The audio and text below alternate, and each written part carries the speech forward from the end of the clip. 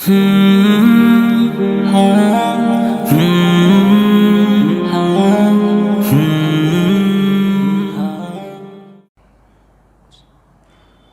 للہ وحدہ والصلاة والسلام علی من لا نبی بعدہ اما بعد فاعوذ باللہ من الشیطان الرجیم بسم اللہ الرحمن الرحیم کنتم خیر امت اخرجت للناس تأمرون بالمعروف وتنہون عن المنکر وتؤمنون باللہ سبحان ربک رب العزت عما یصفون وسلام علی المرسلین والحمد للہ رب العالمین اللہم صل علی سیدنا محمد وعلی آل سیدنا محمد فی اول کلامنا واوسط کلامنا وآخر کلامنا۔ میرے عزیز دوستو، ساتھیو، بزرگو،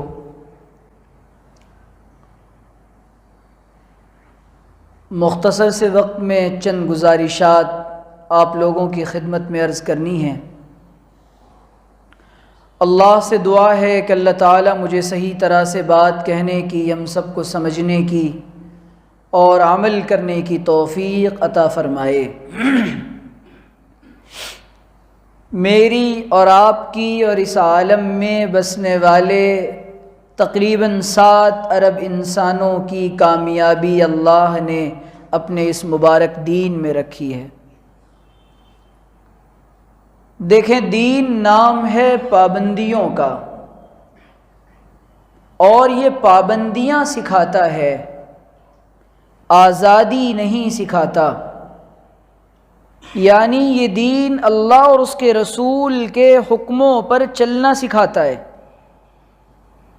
جس دن سے ایک بندہ کلمہ پڑھتا ہے یا کلمہ گو گھرانے میں پیدا ہو جاتا ہے، اس دن سے ایمان والے پر چند پابندیاں عائد ہو جاتی ہیں۔ یعنی اس کی زندگی اب عام انسانوں کی طرح اور دوسرے انسان جو ایمان کی دولت سے اور اس عظیم دولت سے محروم ہیں، اس سے بہت الگ ہوتی ہیں۔ آپ دیکھیں نا کہ ہمارے اوپر کلمہ پڑھتے ہی اور کلمہ انسان کو اس بات کا اقرار کرواتا ہے کہ ہم نے اللہ کو ایک مانا ہے، اور محمد الرسول اللہ صلی اللہ علیہ وسلم کو میں نے اور آپ نے اپنے لیے آخری نبی مانا ہے، اور آپ کے بعد اس دنیا میں کوئی نبی نہیں آئے گا۔ یعنی ہمارے لیے نجات کا اور اس دنیا اور آخرت میں کامیابی کا ایک ہی طریقہ اور ایک ہی راستہ ہے، اور وہ راستہ اور وہ طریقہ وہ ہے جو محمد عربی صلی اللہ علیہ وسلم کو عطا کیا گیا تھا، اور حضور نے اس طریقے پر پریکٹیکلی عمل کر کے ساری انسانیت کو بتلا دیا کہ یہ طریقہ ہے، اور اس طریقے پر عمل کر کے انسانیت کو نجات ملے گی۔ آج پوری دنیا انسانیت پریشان ہے نا، پوری دنیا بے قرار ہے، بے سکون ہے، مضطرب ہے، بے چین ہے، اور وہ انسانیت سرگرداں پھر رہی ہے اور وہ تلاش کر رہی ہے اپنے لیے سکون کی دولت کو۔ اللہ نے اپنے اس ایمان کو اور اپنے اس دین کو سکون کا ذریعہ بنایا ہے۔ آپ دیکھیں کہ جن لوگوں کی زندگیاں ایمان لانے سے پہلے، جن کو ہم آج صحابہ کہتے ہیں، ایمان لانے سے پہلے ان کی زندگیوں کا حال کیا تھا؟ وہ بھی پریشان تھے، وہ بھی حیران تھے، وہ بھی سکون قلب کو اور اطمینان قلب کی دولت کو دنیا میں ڈھونڈ رہے تھے۔ اس وقت بھی وہ تجارت کر رہے تھے، ان کے پاس مال تھا، ان کے پاس دولت تھی، بکریاں تھیں، گھر تھے، بیویاں تھیں، یعنی انسان کے لیے گزران زندگی کے لیے جو ضرورتیں ہوتی ہیں وہ ساری ضرورتیں ان کے پاس تھیں۔ لیکن اس کے باوجود پورا عرب، پورا عجم، بلکہ پوری انسانیت ایک سکون کے لیے پریشان پھر رہی تھی، اللہ تعالیٰ نے احسان فرمایا لَقَدْ مَنَّ اللَّهُ عَلَى الْمُؤْمِنِينَ إِذْ بَعَثَ فِيهِمْ رَسُولًا مِّنْ أَنفُسِهِمْ يَتْلُو عَلَيْهِمْ آيَاتِهِ وَيُزَكِّيهِمْ وَيُعَلِّمُهُمُ الْكِتَابَ وَالْحِكْمَةَ وَإِنْ كَانُوا مِنْ قَبْلُ لَفِي ضَلَالٍ مُبِينٍ۔ اللہ نے احسان فرمایا کہ محمد یا ربی صلی اللہ علیہ وسلم کو ہمارے درمیان بھیجا اور انسانیت کو ایک تحفے کی شکل میں عطا فرمایا، اور رسول کا پھر کام بتلایا جا رہا ہے کہ ان انسانوں کے لیے آپ کا کام کیا ہوگا۔ قرآن کریم کی آیات جو ہم آپ پر نازل کریں گے اے محمد الرسول اللہ، وہ انسانیت کو آپ سنائیں اور ان کو سکھلائیں اور ان پر آیتیں تلاوت کریں۔ اور جب آیتیں تلاوت کی جاتی تھیں تو اس قرآن کو سن کر غیر ایمان والے وہ اسلام لے آ رہے ہیں، اور ایمان والوں کا حال کیا ہے؟ وَإِذَا تُلِيَتْ عَلَيْهِمْ آيَاتُ زَادَتْهُمْ إِيمَانًا، کہ جب ایمان والوں کے سامنے آیتیں تلاوت کی جاتی ہیں تو ان کا ایمان بڑھ جاتا ہے۔ آج ہمارے پاس اللہ کے رسول کا کمپلیٹ طریقہ موجود ہے، مکمل شریعت موجود ہے۔ قرآن کریم 30 پاروں کی شکل میں پورا مصحف ہمارے پاس موجود ہے، ترجمے موجود ہیں، لیکن اس کے باوجود میں اور آپ ہدایت کے راستوں پر نہیں چل پا رہے اور کامیابی کے راستے پر نہیں چل پا رہے۔ کن چیزوں نے روک رکھا ہے ہمیں ہمارے کچھ دشمن ہیں، نفس، شیطان اور دنیا، یہ ہمارے 3 بنیادی دشمن ہیں۔ شیطان نے تو اللہ تعالیٰ کو یہ چیلنج کیا تھا اور اللہ سے یہ کہا تھا کہ میں تیرے بندوں کو بہکاؤں گا، لہٰذا جب میں اور آپ اللہ کی، اس کے رسول کی اور حضور کے نورانی طریقوں کو نہیں مانتے تو شیطان گویا کہ اپنے چیلنج پر کامیاب ہو رہا ہے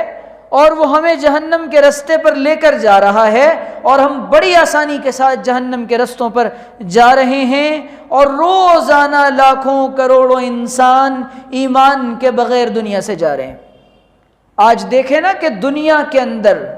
پوری دنیا میں جو ہوڑ ہے اور جو دوڑ لگی ہوئی ہے اور جو ایک تنافس کی صورتحال ہے، وہ صرف اور صرف دنیا کمانے کی ہے۔ یعنی دین کی ویلیو اور دین کی اہمیت ہماری نظر میں ایک ٹکے کی بھی نہیں رہ گئی، اللہ معاف فرمائے۔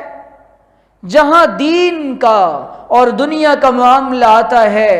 ہم اپنی دنیا بنانے کے چکر میں اس دین کو پیچھے چھوڑ دیتے ہیں۔ نہیں چھوڑتے، دل پر ہاتھ رکھ کر کہیے کہ نہیں چھوڑتے۔ شادیوں کے موقع پر رسول کا یہ مبارک دین اور یہ مبارک طریقہ کہ حضور نے اپنی زندگی میں 11 نکاح کر کے، اپنی بیٹیوں کے نکاح کروا کے، صحابہ کے نکاح کروا کے، مسلمانوں کو نکاح کی ترغیب دے کر حضور نے سستے، آسان، بہترین، ایزی طریقے سے ہو جانے والے نکاح کو حضور نے عام فرمایا، اور میں نے اور آپ نے اس سوسائٹی میں مسلمان کہلانے کے باوجود ہم نے اور آپ نے نکاح کو مشکل بنایا یا نہیں بنایا؟ ایمانداری سے بتائیں۔ آج اس دنیا میں نکاح سے زیادہ مشکل کوئی کام ہے؟ تجارت مشکل نہیں، امریکہ جانا مشکل نہیں، کسی سے ملاقات مشکل نہیں، کسی سے رابطہ مشکل نہیں، حرام کاری مشکل نہیں، سود لینا مشکل نہیں، بینک سے لون نکالنا مشکل نہیں، لیکن دنیا میں سب سے آسانی سے ہونے والا کام نکاح، اس کو میں نے اور آپ نے مشکل بنا لیا۔ یہ پیغام ہے پوری انسانیت کو کہ اگر میں اور آپ حضور کے طریقے کو چھوڑ کر تکلفات میں پڑ جائیں گے اور شریعت کو چھوڑ کر خرافات میں پڑ جائیں گے، انسانیت کے لیے اور خاص طور پہ مسلمانوں کے لیے مشکلات کھڑی ہو جائیں گی۔ پھر کیا کیا مشکلات کھڑی ہوئیں؟ اولادیں باغی بنی یا نہیں بنی، بیٹیاں گھروں سے بھاگی یا نہیں بھاگی، بیٹے باغی بنے یا نہیں بنے، لو میرج کا رواج عام ہوا یا نہیں ہوا، بھاگ کر شادیاں کرنے کا مزاج نوجوانوں میں پروان چڑھا یا نہیں چڑھا، یہ سارا مسئلہ اور ساری مصیبت اس لیے پیدا ہوئی، حضور نے کہا تھا ان اعظم النکاح برکہ ایسرہ مؤنہ، حضور نے فرمایا سب سے آسانی، سب سے بہترین نکاح اور بابرکت نکاح وہ ہے جس میں سب سے زیادہ تکلفات جس میں کم ہوں اور اخراجات کم ہوں۔ آج ہماری شادیاں، ابھی ہمارا کشمیر جانا ہوا، کشمیر کے اندر مجھے بتایا گیا کہ جس کی سب سے غریب آدمی کی جو شادی ہوتی ہے وہ 3 سے 5 لاکھ روپے اس کو مہر دینا ضروری ہوتا ہے، اور جو مالداروں کا حال 50 لاکھ اور 1 کروڑ تک جاتا ہے۔ اب بتائیں کہ وہ بیٹیاں جو بیٹھی ہوئی ہیں اپنے گھروں میں، حضور نے نکاح کو عام فرمایا تھا، اور غریبوں کی یہ 4 نکاح کا جو کانسیپٹ دیا گیا تھا اور ترغیب دی گئی تھی، اسی لیے نکاح کو آسان بنایا جائے۔ ایک نکاح میں اتنا پریشان ہے آدمی، وہ بیچارہ دوسرے کی ہمت کیا کرے گا؟ اور پھر اس کے نتیجے میں بیوہ عورتوں کو ان کے حقوق نہ ملے،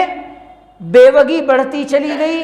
طلاق یافتہ عورتیں اپنے گھروں میں بیٹھی رہیں، عمریں نکل گئیں عورتوں کی، لیکن ان کے بالوں میں چاندی اور سفیدی آ گئی۔ لیکن میرے عزیزوں، ان کے نکاح کا میں اور آپ پورا مسلم معاشرہ مل کر کوئی انتظام نہ کر سکا۔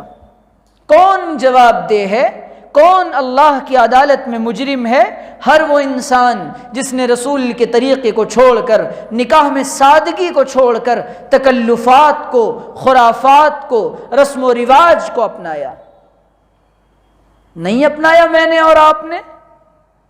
آج دین کا نام لینے والے اور دینداری کا دم بھرنے والے، ان کی اپنی شادیاں بھی ان تکلفات سے خالی نہیں ہیں۔ عورتوں اور مردوں کو ایک ساتھ بٹھایا جا رہا ہے اور لین دین کی بات پہلے کر لی جا رہی ہے، ہنی مون کے پیکیجز کی ڈیل پہلے کر لی جا رہی ہے، زیورات کے تبادلوں کی باتیں پہلے ہو رہی ہیں، اور کون ڈھول بجائے گا اور کون آ کر ناچے گا، اور سنگیت میں اور مہندی اور ہلدی میں کون سے گیت چلائے جائیں گے۔ یہ مسلمانوں کی ایک تہذیب تھی اور ایک عمل تھا، ایک عبادت تھی، جس کو میں نے اور آپ نے برباد کر دیا، جس کے نتیجے میں پوری مسلم برادری پر منحوسیت چھا گئی اور پوری مسلم برادری پریشان ہے اور حیران ہے۔ اور میرے عزیزوں، آج حال یہ ہے، بیٹیاں اپنے گھروں میں بیٹھ کر کڑ رہی ہیں کہ ہمارے بھی نکاح کا کاش انتظام کیا جاتا۔ جب کسی بیٹی کے باپ کو توفیق ہوتی ہے اور وہ پیسے جمع کر لیتا ہے، میرے پاس ایک خاتون کا آندھرا پردیش سے فون آیا، اس نے کہا میرے والد نے ایک بچی کا نکاح قرض لے کر کیا تھا، ہم 6 یا 7 بہنیں ہیں، اب تک میرے والد وہ قرض ادا نہ کر سکے، اب یہ بتائیں کہ ہم بہنوں کا نکاح کیسے ہوگا؟ غیرت مند نوجوان، غیرت مند ماں باپ، اسلامی شریعت کو اپنانے کی بات کرنے والے ہم اور آپ، آج ہماری اپنی بچیاں بیٹھی ہیں، پھر رونا کس بات کا ہے؟ دوسری مصیبت نکاح کے مسئلے میں کاسٹزم کو، خاندانوں کو اتنا دیکھا گیا، پٹھان شیخوں کے یہاں شادیاں نہیں کریں گے، انصاری منصوری کے یہاں شادیاں نہیں کریں گے، اور ذات برادری کے مسائل کو حرام اور حلال کا مسئلہ بنایا گیا، جس کے نتیجے میں بیٹیوں کی عمریں نکلیں اور بچوں نے بدکاری کے اڈوں پر جا جا کر بدکاریاں کیں، اور اس کا نتیجہ یہ نکلا ہماری بہت ساری بیٹیاں وہ ہمارے ہاتھ سے نکل گئیں اس ذات برادری کے مسئلے کی وجہ سے۔ یہ میرا درد دل ہے جو میں آپ سے بیان کر رہا ہوں۔ میرے عزیزوں، میں یہ کہنا چاہتا ہوں، آج حالات پورے ملک کے جو بگڑ گئے، اس میں رسم و رواج کو، شریعت کو چھوڑ کر میں نے اور آپ نے رسم و رواج کو دخل دیا ہے۔ ایک طرف حضور کا لایا ہوا مبارک دین ہے، اور ایک طرف میرے باپ دادوں کا اور میرے پرکھوں کا بنایا ہوا بیکار طریقہ اور ان کی بنائی ہوئی فضول کے رسم و رواج ہیں۔ حقیقت خرافات میں کھو گئی، یہ امت روایات میں کھو گئی۔ بات یہ کہ ہم کھوتے چلے جا رہے ہیں، اپنی تہذیب ہم بناتے ہیں، اور رسول نے جو کلچر دیا آج ہمیں وہ پسند نہیں آ رہا ہے۔ میرے عزیزو، بات اصل میں یہ ہے کہ آج جو لباس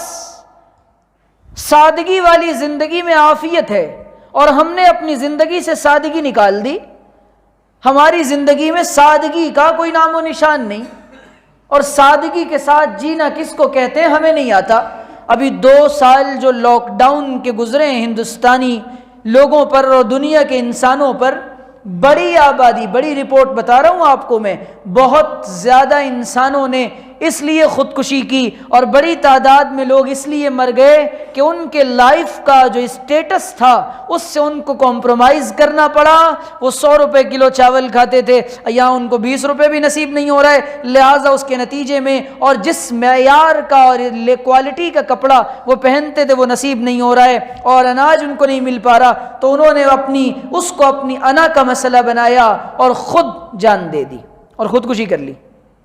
جب انسان اللہ کے ساتھ تعلق توڑے گا اس کے نتیجے میں زندگی میں بے سکونی آئے گی، اور جب اللہ تعالیٰ کے ساتھ تعلق جوڑے گا، شریعت اور یہ دین سب سے پہلے اس کو شکر گزاری سکھائے گا۔ اور اللہ کے رسول نے فرمایا عجبا لامر المؤمن، آپ نے فرمایا اوہو، مومن کا معاملہ تو بڑا عجیب ہے، یہ اگر اس پر حالات آ جائیں صبر کر لیتا ہے تب بھی ثواب ملتا ہے، اور اگر اس کو نعمتیں مل جائیں تو شکر کر لیتا ہے تب بھی ثواب ملتا ہے۔ دونوں حالتوں میں اللہ تعالیٰ نے، صبر اور شکر میں، دونوں نعمتوں میں اللہ تعالیٰ نے مجھ کو اور آپ کو ثواب کا وعدہ کر رکھا ہے، لیکن ہمارے اوپر حالات آتے ہیں، ہماری مینٹالٹی یہ بن چکی، ہماری سوچ یہ بن چکی کہ مال کی زیادتی یہ دل کی خوشحالی کا ذریعہ ہے، نہ نہ نہ، اور مال کی زیادتی اللہ کی رضا کا ذریعہ ہے، بالکل نہیں۔ اللہ تعالیٰ کبھی کبھی دے کر آزماتے ہیں کہ میرا بندہ اس مال کو لینے کے بعد کیا کرے گا، اور زیادہ تر انسان جن کے پاس مال آتا ہے وہ اپنے مال کا بے جا اور فضول اور غلط استعمال کرتے ہیں۔ لاکھوں روپے کے موبائل غیر ضروری، اور گھر کا ڈیکوریشن اتنا حسین اور خوبصورت اور دلکش کرایا جائے کہ جس گھر سے نکلنے کا دل نہ چاہے اور مسجد میں آنے کا دل نہ چاہے، اور لباس وہ پہنا جائے کہ بار بار اپنا لباس دیکھ کر تکبر میں مبتلا ہو جائے انسان، یہ سب شریعت میں ناپسند ہے۔ اور بیویوں کو اتنے زیورات دلا دیے جائیں کہ وہ بیویاں ان زیورات میں مگن ہو جائیں، اور بیٹیوں کو جیسے کپڑے وہ چاہیں ویسے کپڑے پہنا دیں، یہ سب کا سب اللہ سے غفلت کا سامان ہے، جس غفلت کے نتیجے میں میں اور آپ میرے عزیزوں آج پوری دنیا میں پریشان ہیں۔ جب اللہ تعالیٰ کے ساتھ انسان اپنی زندگی میں ایڈجسٹمنٹ نہیں سیکھتا، اور جب حالات آئیں تو اللہ انسان کہتا ہے کہ یا اللہ مجھے تیری طرف سے بھیجے گئے یہ حالات منظور ہیں، کیونکہ یہ تو نے بھیجے ہیں، تو نے اتنی زندگی میں خوشیوں کے ساتھ رکھا، آج چند دنوں کے حالات آ گئے تو میں تیرے ساتھ شکوہ نہیں کروں گا، شکوہ نہیں کروں گا۔ ایک نیک آدمی کو جیل ہو گئی، جب اس اللہ کے ولی کو جیل ہوئی ناجائز مقدمے میں، تو وہ کہنے لگے کہ 3 دن تو میرے اس کیفیت میں گزرے کہ میں صرف اپنے اوپر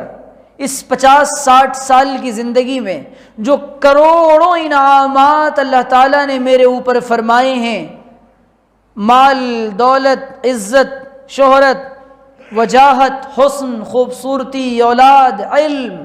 ساری نعمتیں، میں 3 دن تک اللہ کے ساتھ یہی کہہ کر خوش ہوتا رہا، اللہ تو نے مجھ پر اتنی کروڑوں انعامات تو نے مجھ پر فرمائے، آج یہ حالات آ گئے تو اس میں کیا مسئلہ ہے، یہ بھی تیری طرف سے چند دنوں کے لیے آزمائش آئی ہے۔ میرے عزیزوں، اللہ کی طرف سے آزمائش اپنے نیک بندوں پر آتی ہے، اللہ کے نیک بندے ان آزمائشوں میں اللہ کے ساتھ اپنی زبانوں کو خراب نہیں کیا کرتے، اور اپنی زبانوں سے اللہ کے لیے شکووں کے الفاظ نہیں نکالا کرتے۔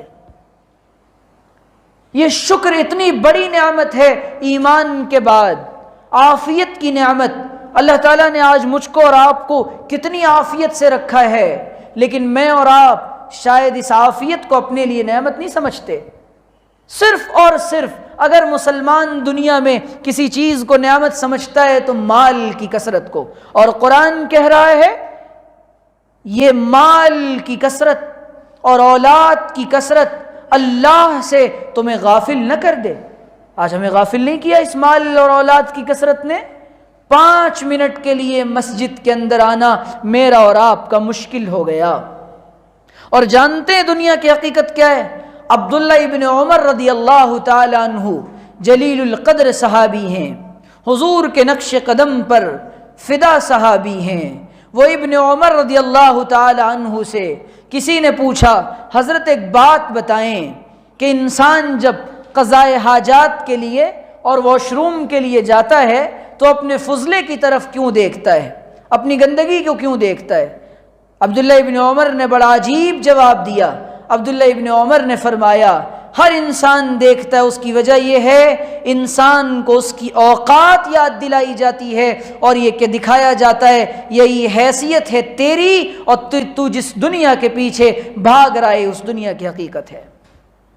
میرے عزیزوں، مجھے اور آپ کو اس دنیا میں مٹی میں مل جانا ہے، لہٰذا اس دنیا سے جانے سے پہلے میں اور آپ اپنے اللہ سے اپنے معاملات کی صلح کر لیں۔ یہ وقت جو اس وقت چل رہا ہے بالخصوص ملت اسلامیہ ہندیہ پر، یہ توبہ کا وقت ہے، اور اللہ کے ساتھ اپنے تعلق کو جو ٹوٹا ہوا تعلق ہے وہ جوڑنے کا وقت ہے۔ افسوس یہ ہے کہ ہم اپنے اخلاق کو بھی اچھا نہ کر سکے۔ افسوس ہے آج جو انسانی برادری، میں ہندوستان کی برادران وطن کی بات نہیں کر رہا، انسانی برادری ہماری دشمن بنی ہوئی ہے۔ اس کی بنیادی وجہ یہ ہے میں نے اور آپ نے ان کو دوست بنانے کی فکر نہیں کی، ہم نے ان کو گلے سے لگانے کی فکر نہیں کی۔ ہم نے عید بھی خود منائی، خوشیاں بھی خود منائی، غیر مسلم غریب پڑوسی بھوکا رہا، ہم نے اس کے کھانے کا انتظام نہ کیا،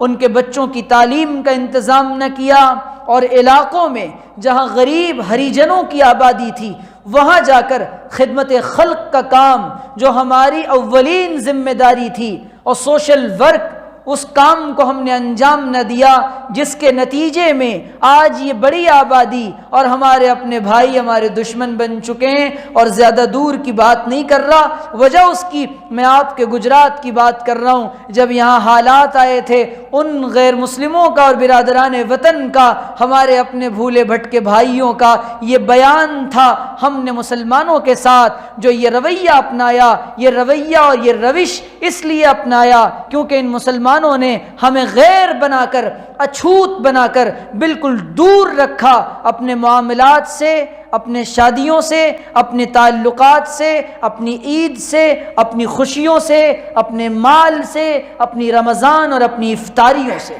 اور اپنی قربانی کے گوشت سے، ہر چیز سے ہم نے ان کو محروم رکھا۔ اور جہاں اسلام آتا ہے اور جن کے دلوں میں اسلام آتا ہے، میرے عزیزوں، انسانیت کی محبت اس کے دل میں اپنے آپ پیدا ہو جاتی ہے، اور آج ہمارے دلوں میں انسانیت کے لیے نفرت کے جذبات ہیں۔ اسلام کا اولین پیغام یہ ہے کہ خدا کے بندے، اس زمین پر بسنے والے ہر انسان سے مجھے محبت کرنے کا حکم دیا گیا ہے۔ ارحموا من فی الارض یرحمکم وفی بعض الروایہ یرحمکم من فی السماء۔ مہربانی کرو تم اہل زمیں پر، خدا مہرباں ہوگا عرش بری پر۔ ہم انسانیت کے لیے مہربان بن جائیں، ہر ایک کے لیے قدردان بن جائیں، اپنے دلوں کو اور اپنے دلوں کے ظرف کو وسیع کریں۔ یہ انسانیت سے ہمارا رشتہ حضرت آدم کے ذریعے ہے، اور حضرت آدم ہمارے نبی بھی ہیں اور اس دھرتی پر پہلے منشیہ بھی ہیں، لہٰذا انسان ہونے کے ناطے میرا مذہب مجھے محبت سکھاتا ہے۔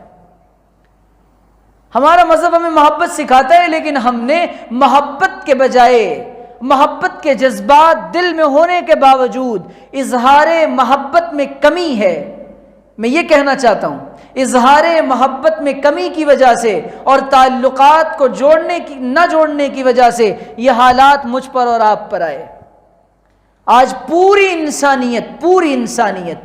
ایک انتظار میں بیٹھی ہے اور ایک امید کی نگاہ لگائے بیٹھی ہے۔ ہمیں آج انسانیت کی پریشانی کا جو عالم ہے اس کا واحد حل یہ ہے کہ انسانیت کو بتایا جائے کہ آپ کی نجات خدا کو ایک ماننے میں ہے، اور جس طریقے پر ان کروڑوں انسان ہم سے پہلے ہمارے باپ دادا چل کر محمد الرسول اللہ کے اور آخری سندیشٹا اور لاسٹ میسنجر کے طریقے پر چل کر کامیاب ہوئے تھے، میں اور آپ اسی طریقے پر کامیاب ہوں گے۔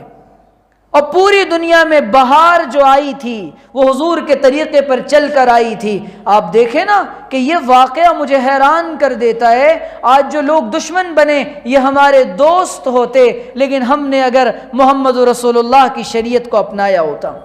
کسی کی مجال نہ تھی کہ وہ ہمیں آنکھیں دکھاتا اور ہم پر حاوی ہو جاتا، لیکن ہم نے اپنے پیارے نبی اور نجات دہندہ محمد عربی کے طریقوں کو چھوڑا ہے۔ ہمارے حضرت اقدس داعی اسلام دامت برکاتہم نے ایک واقعہ سنایا۔ حضرت نے فرمایا کہ ایک بار میں ایک اسٹیشن پر اترا، اور اسٹیشن پر اترنے کے بعد ایک ٹی سی صاحب وہاں پر تھے۔ انہوں نے مجھ سے کہا کہ جناب اپنا ٹکٹ دکھائیں۔ حضرت کہتے ہیں کہ میں نے ذرا سا تاخیر کی، اور میں نے کہا ذرا اس سے سوال تو پوچھوں ان سے کہ یہ جو مجھ سے ٹکٹ مانگ رہے ہیں کیوں مانگ رہے ہیں۔ حضرت نے کہا ایک بات بتائیں، آج تک اس لباس میں، کرتے پاجامے میں اور داڑھی ٹوپی میں آپ نے کسی بغیر ٹکٹ کے آدمی کو بھی پکڑا ہے؟ اس نے کہا 30 سال ہو گئے مجھے یہاں ڈیوٹی کرتے ہوئے، لیکن کرتے پاجامے اور کسی داڑھی والے کو میں نے بغیر ٹکٹ کے نہیں پکڑا، اور سب کے پاس ٹکٹ ہوتے ہیں۔ ہم اس ملک کے اندر رہتے ہیں اور یہاں کے ٹیکس بھی ہم پے کرتے ہیں، یہاں کے سارے انتظامی امور کے ساتھ ہم چلتے ہیں، اس کے باوجود لیکن اب حالات یہ بنے، اب ہمارے یہاں کرپشن نے جگہ لے لی، ہمارے مالی معاملات خراب ہونے لگے، بازاروں کے معاملات ہم نے غیروں کے ساتھ تعلقات میں خراب کیے۔ غیر اپنا مال، اپنی بیٹیاں ایک زمانے میں ہمارے گھروں میں رکھ کر جاتے تھے کہ ہمارے بیٹیوں کی عصمت اور عفت یہاں مسلمانوں کے گھروں میں محفوظ رہے گی، لیکن شاید وہ بات بہت دور چلی گئی، اور اللہ نہ کرے کہ ہمارے نظریات اور ہمارے حالات اسی لیے بدلے، ہم نے اپنی ترجیحات کا رخ بدل دیا۔ میرے عزیزوں، میں اور آپ اس دنیا میں خدا کی طرف سے ایک پیغام دینے والا اور ایک پیغام پہنچانے والا اور ریپریزنٹیٹیو کی حیثیت سے اور ترجمان بنا کر بھیجے گئے تھے، لیکن میں نے اور آپ نے اپنے دین پر عمل نہ کر کے لوگوں کو یہ بتایا جو آپ کرتے ہیں وہ ہم کرتے ہیں، جبکہ قرآن نے صاف کہا تھا، اور اس ملک کے مسلمانوں کی تہذیب خطرے میں ہے اور مذہب خطرے میں ہے۔ اب صاف طور پہ یہ اعلان کرنا پڑے گا، لکم دینکم ولی دین، ہمارا دین ہمارے لیے، تمہارا دین تمہارے لیے۔ اور دیکھو ہمارا دین تو توحید کی دعوت دیتا ہے اور محمد رسول اللہ کے طریقے پر چلنے کے لیے کہتا ہے۔ تو میرے عزیزوں، میں یہ عرض کر رہا تھا کہ ایک چھوٹے سے طریقے کو اپنانے کی وجہ سے آج اللہ تعالیٰ نے اس داڑھی میں، ٹوپی میں، کرتے پاجامے میں رعب رکھا ہے، اور سنت میں اللہ نے رعب رکھا ہے۔ بہار اب جو دنیا میں آئی ہوئی ہے، بہار اب جو دنیا میں آئی ہوئی ہے، یہ سب پود انہی کی لگائی ہوئی ہے، یہ سب پود انہی کی لگائی ہوئی ہے۔ اللہ کے رسول نے جو دنیا میں بہار آئی ہے، آج پوری کی پوری انسانیت اور پوری دنیا جن راستوں کو ترقی کا راستہ سمجھ رہی ہے، خدا کی قسم یہ محمد رسول اللہ کے علم کی اور آپ کی حکمتوں کی دین ہے جو راستے انسانیت کو عطا ہوئے۔ اگر آپ نے اس انسانیت کو وہ راستے نہ سجھائے ہوتے تو آج انسانیت کو وہ راستے نہ ملتے، اور جیسے جیسے یہ دنیا اور یہ سائنس اور یہ ٹیکنالوجی ترقی کرتی چلی جائے گی، انسانیت کو یہ سمجھ میں آئے گا کہ دنیا کے سب سے عقل مند انسان اور کمپلیٹ انسان محمد عربی نے جو راستے بتلائے تھے وہ صحیح تھے۔ ہمارے حضرت نے ایک واقعہ بڑا عجیب سنایا۔ حضرت فرماتے ہیں کہ ہم جدہ گئے، اور جدہ میں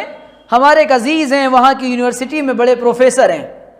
تو وہاں ایک اور ریسرچ اسکالر تھے اور پروفیسر تھے جو وہاں تحقیق کر رہے تھے شوگر کے مرض پر۔ شوگر کی بیماری بہت زیادہ بڑھ گئی ہے نا، ہر انسان کو میٹھا بول نہیں سکتے، زبانوں کی جتنی شوگر تھی، مٹھاس تھی، وہ باڈی میں چلی گئی ہے۔ اور یہاں ہمیں کہا گیا تھا کہ جب بات کرنے کا موقع آئے قولوا للناس حسنا، لوگوں کے ساتھ اچھے انداز سے بات کرنا انسان کے اخلاق کا پہلا پتہ اس کی زبان کی مسکراہٹ، اس کے چہرے کی مسکراہٹ اور بشاشت سے، اور اس کے زبان کے بول سے چلتا ہے۔ میری اور آپ کی زبانیں کڑوی ہو گئیں، ہماری زبانیں مسلمانوں والی نہیں، ہم اپنے سے کمتر پر حاوی ہونا جانتے ہیں۔ اخلاق مند انسان وہ ہے جسے اپنے چھوٹوں کے ساتھ، اپنے کمتر لوگوں کے ساتھ رویہ،